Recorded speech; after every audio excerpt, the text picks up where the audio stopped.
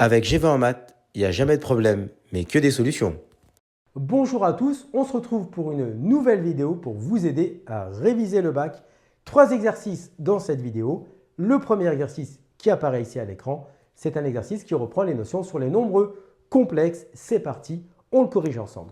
On vous donne dans cet exercice z qui est égal à racine de 3 moins i et z' qui est égal à racine de 2 exponentielle i pi sur 4. Question numéro 1, c'est dans un premier temps de donner la forme exponentielle de z. Donc pour ce faire, il va falloir déterminer un module pour z, donc le module de z, et un argument de z. Donc il y a deux étapes. Première étape ici, c'est le module. Eh bien, le module de z, on rappelle que c'est ici la partie réelle que nous allons mettre au carré, plus la partie imaginaire que nous allons mettre au carré. Ici, attention, la partie imaginaire, c'est moins 1. Ne mettez pas moins i. C'est le réel qui est devant le i. Donc ici, c'est moins 1. Donc on met moins 1 au carré. Et le tout racine carrée. Donc lorsqu'on calcule le module de z, eh bien ça nous fait racine carrée ici de racine de 3 au carré. Donc c'est tout simplement 3 plus moins 1 au carré. Ça donne 1. Donc ça nous fait 3 plus 1. Et donc le module de z, eh bien, ça fait racine de 4. On va obtenir ici tout simplement 2. Ça, c'est la première étape pour cette première question. Il faut maintenant déterminer un argument. Et donc, pour définir un argument, qu'on va appeler θ, d'accord, c'est l'argument ici de z, eh bien, on va devoir définir une valeur pour le cosinus θ, et une valeur pour le sinus θ.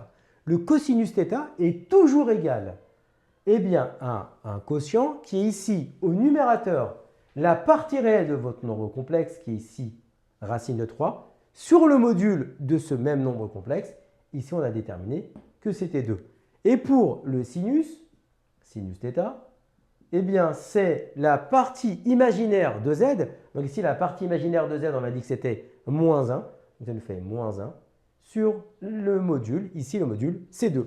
Et donc maintenant, la question qu'on se pose, c'est quel est l'angle θ qu'on cherche, qui va avoir un cosinus qui est égal à racine de 3 sur 2 et un sinus qui est égal à moins 1,5. Vous devez impérativement avoir votre cercle trigonométrique dans l'esprit. Donc en fait ici, l'argument, ça va être moins pi sur 6 modulo 2pi. Donc une fois qu'on a un module, une fois qu'on a un argument, on peut donner la forme exponentielle de z. Donc en fait ici, la forme exponentielle de z, c'est tout simplement le module donc 2 exponentielle moins i pi sur 6. Donc ça, on répond à la question numéro 1. On passe à la question numéro 2. La question numéro 2, ici, je la reprends, c'est de déterminer la forme exponentielle de z sur z'. Donc ça tombe bien, on a z qui est sous forme exponentielle, on a z' qui est sous forme exponentielle. Donc c'est parti pour le petit 2. On veut la forme exponentielle de z sur z'. Donc on va écrire respectivement la forme exponentielle de z au numérateur, donc 2 exponentielle moins i pi sur 6, sur la forme exponentielle de z' qui est racine de 2 exponentielle i pi sur 4. Et on va devoir simplifier cette expression. Eh bien, pour ce faire, on va appliquer un peu les règles sur les exponentielles. Autrement dit, on sait que exponentielle a sur exponentielle b, c'est exponentielle a moins b. Donc, en fait, ici, on va avoir z sur z' qui s'écrira 2 sur racine de 2 fois exponentielle moins i pi sur 6, on va le détailler, sur exponentielle i pi sur 4.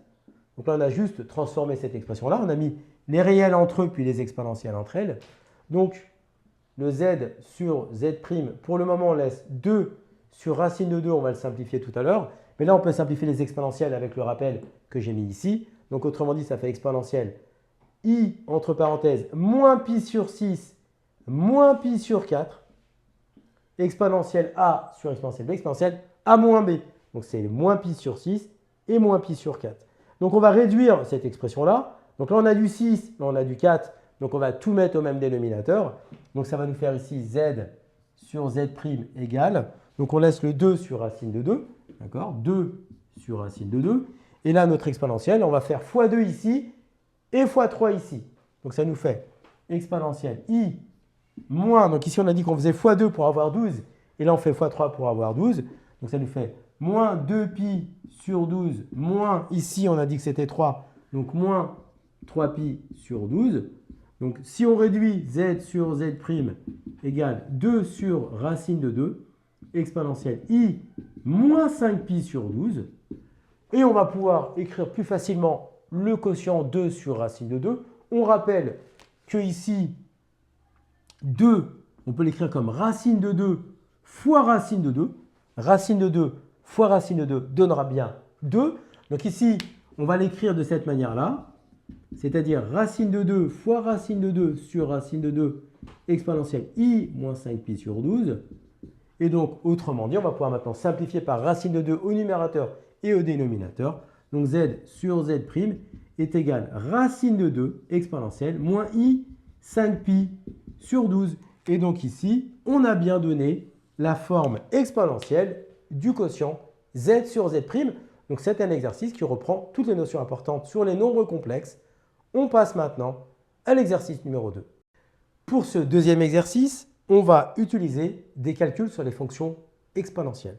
Donc ici, l'iode 131 est un élément radioactif qui se désintègre selon la loi d'une fonction n de t égale n0 exponentielle moins 0,086t, où n0 est le nombre de noyaux au début de l'observation, ça c'est important pour la suite, et nt, le nombre de noyaux à l'instant t exprimé en jours.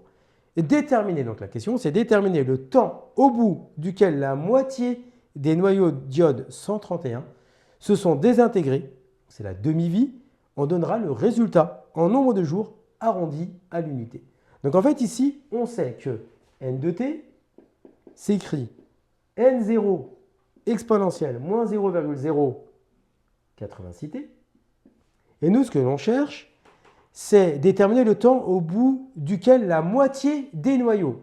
Donc en fait, or dans l'énoncé, on nous dit que le n0, d'accord, on sait que le n0 correspond au nombre de noyaux au début de l'observation. Donc c'est-à-dire en fait ici, on a un nombre de noyaux qu'on ne connaît pas mais qu'on appelle n0.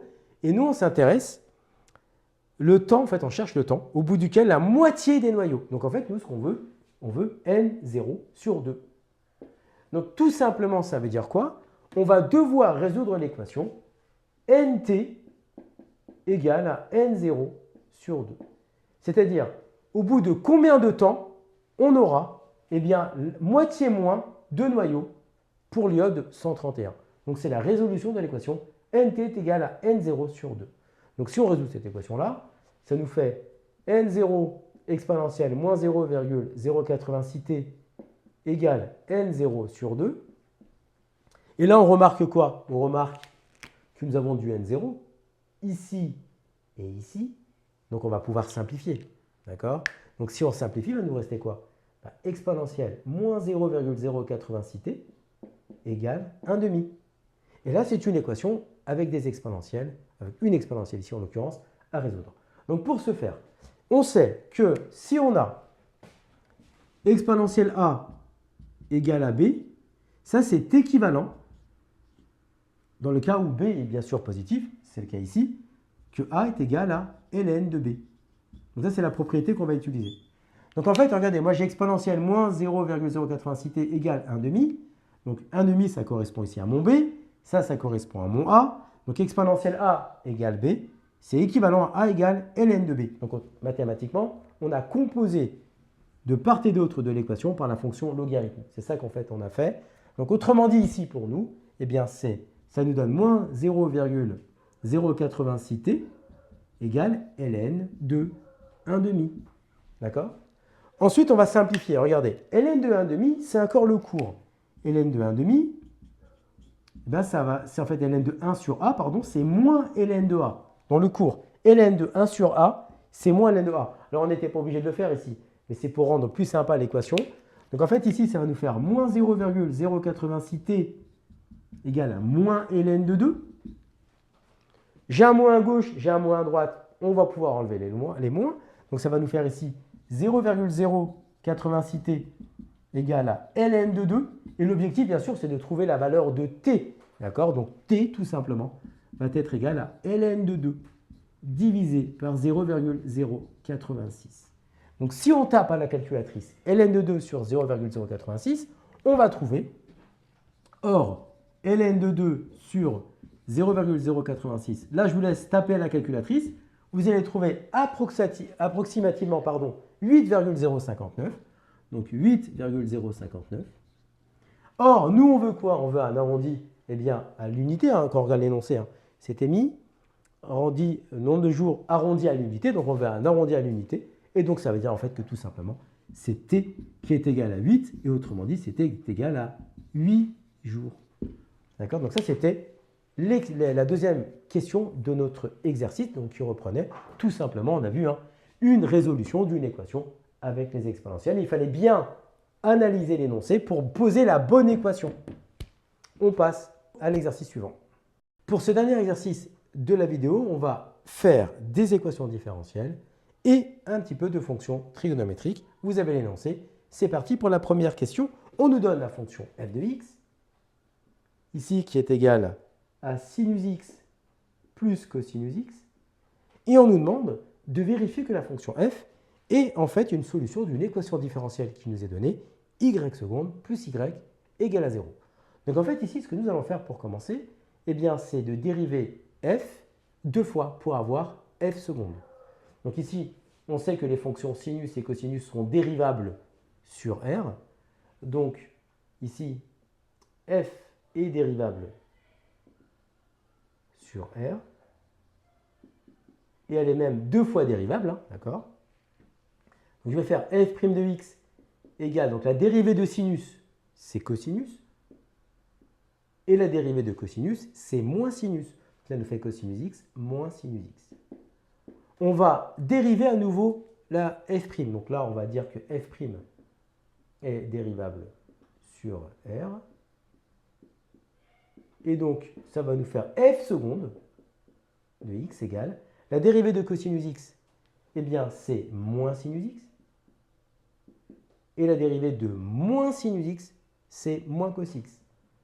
Donc là, nous avons f et nous avons f'. Donc, nous, ce que nous allons faire maintenant, eh bien, c'est calculer tout simplement la valeur de f seconde de x, f' de x, f seconde de x, pardon, plus f de x.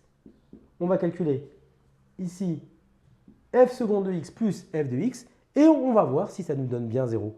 Si tel est le cas, eh bien, la fonction f sera leur solution de l'équation différentielle y seconde plus y. Donc f seconde, on l'a ici. Ça nous fait moins sinus x moins cos x, plus f de x. Plus f de x, ça nous fait plus sinus x plus cos x. Donc on a bien ici moins sinus plus sinus qui va donner 0, moins cos x plus cos x qui donne 0. Donc on a bien f seconde de x plus f de x qui est bien égal à 0. Et donc là, la conclusion, tout simplement, c'est de dire que la fonction f est bien une solution de l'équation différentielle,